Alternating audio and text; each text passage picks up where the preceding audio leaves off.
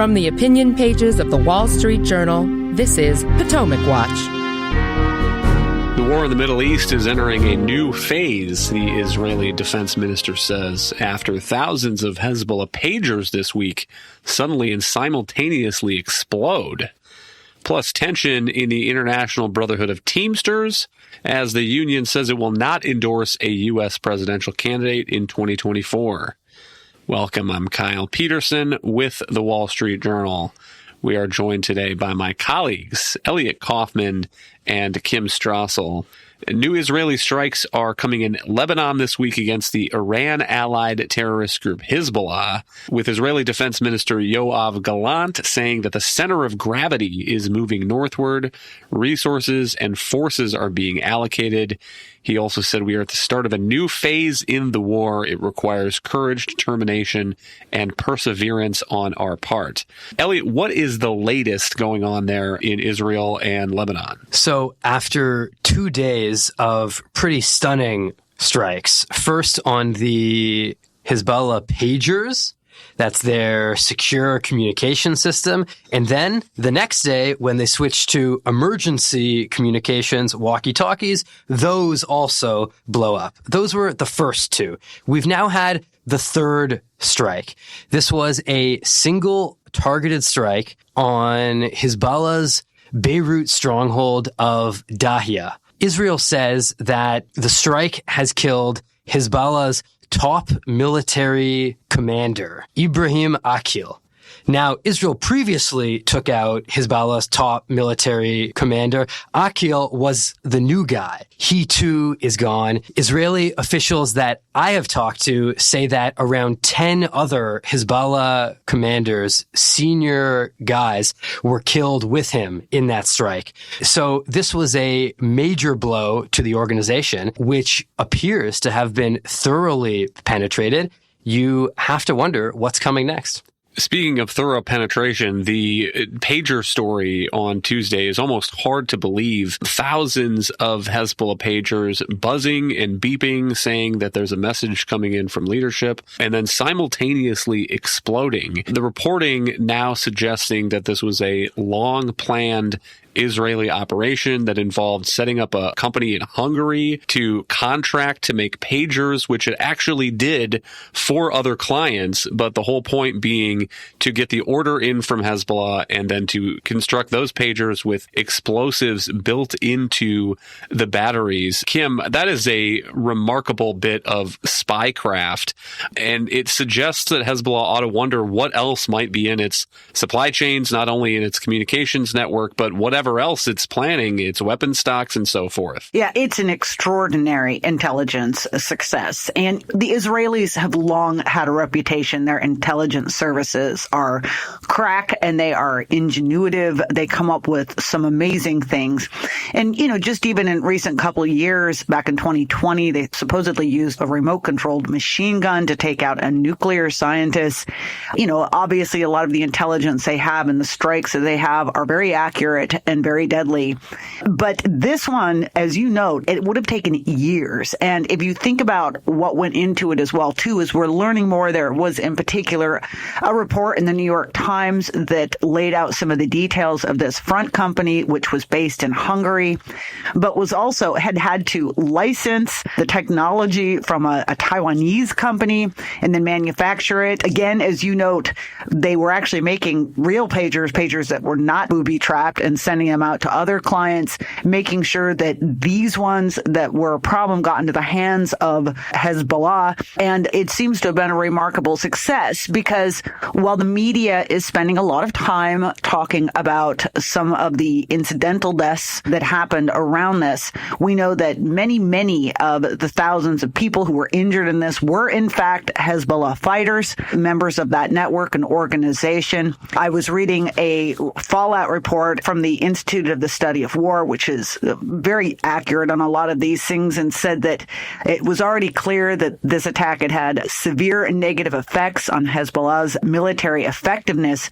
But they also point out what you said, Kyle, that maybe an even bigger impact is the general paranoia that these two successful pager and then walkie-talkie attacks will likely have on that terrorist organization's thinking in the long to short term and the long term, wondering what is next. That kind of chaos can be very, very disruptive to the ranks and the top echelons of an outfit like that. Elliot, do we have a sense of why the pagers were triggered now? Is it part of a broader shift in Israel's focus from Gaza to the threat in Hezbollah, notably the leader of Hezbollah saying that these pager and walkie-talkie explosions could be considered an act of war? But don't forget that there are something like 8,000 rockets from Hezbollah that have been shot into Israel since October 7th, which pretty much looks like an act of war to me. And Elliot, I mean, is there a sense that this is part of a broader strategic shift by Israel, or is there some suggestion that they were concerned that the explosives in the pagers might have been discovered, and so they needed to use that tactic now? So that part of it specifically may have been happenstance. We don't know for sure, but the best we know from the reporting is that Israel had to use it or lose it, with the pagers specifically. However, I think you're right that there has been a larger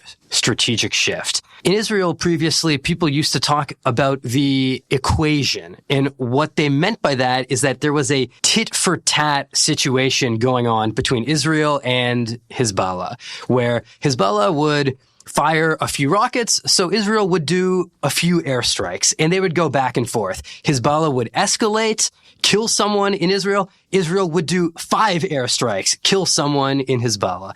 That kind of thing. Now, that doesn't work for the people of Israel. 8,500 rockets fired by Hezbollah, 11 months of this in which more than 60,000 Israelis have been displaced from their homes. The north of Israel has been a no man's land. You simply can't run a country like that.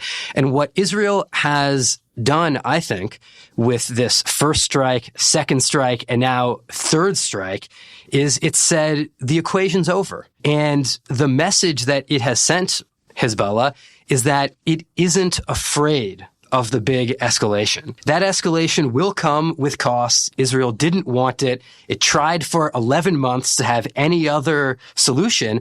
But if Hezbollah is going to mortgage all of Lebanon's future to the whims of Hamas's leader, Yahya Sinwar, and if he won't accept a ceasefire, then Hezbollah will keep firing. Israel says, we're not afraid, and you will pay a much larger price than we will. Hang tight. We'll be right back in a moment.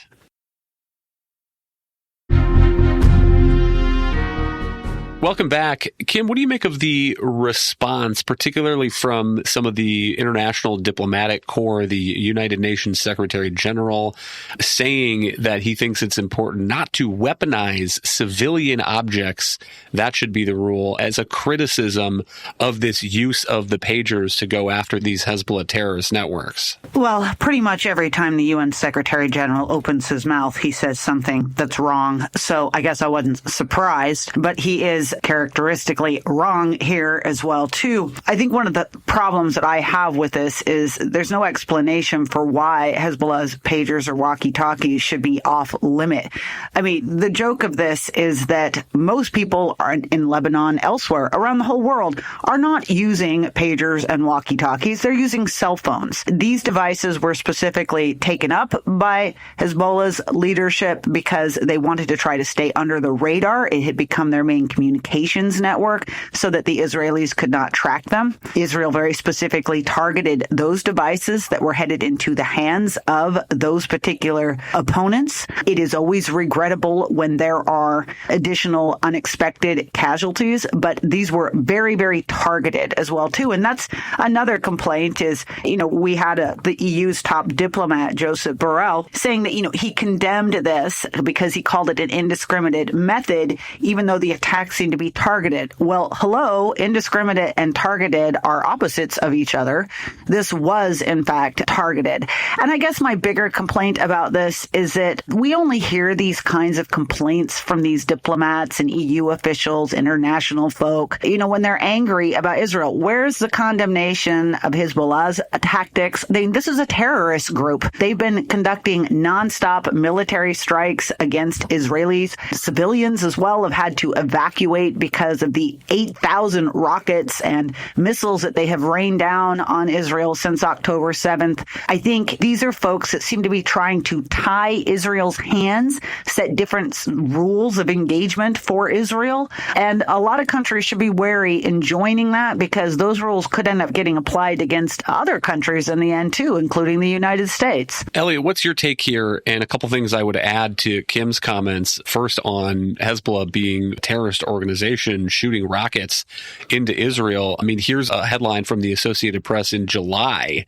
A cratered field, a mangled fence, clues emerged from strike that killed 12 children in Golan Heights. A rocket that slammed into a soccer field, according to this news story. And I grant that, as the saying goes, war is hell, and civilian casualties are tragic and regrettable. One of the news stories in the days after the pager explosions involved a 9-year-old girl who was reportedly killed. Some of the stories say that the pager began to beep and she picked it up and was going to give it to her father. But Elliot, the news story did not explain why her father, who was clearly the target of the explosion, was in possession of a Hezbollah pager. That's right. That's an excellent point. Hezbollah has already claimed nearly all of the dead from those pager and walkie-talkie explosions as its own members, as its own fighters.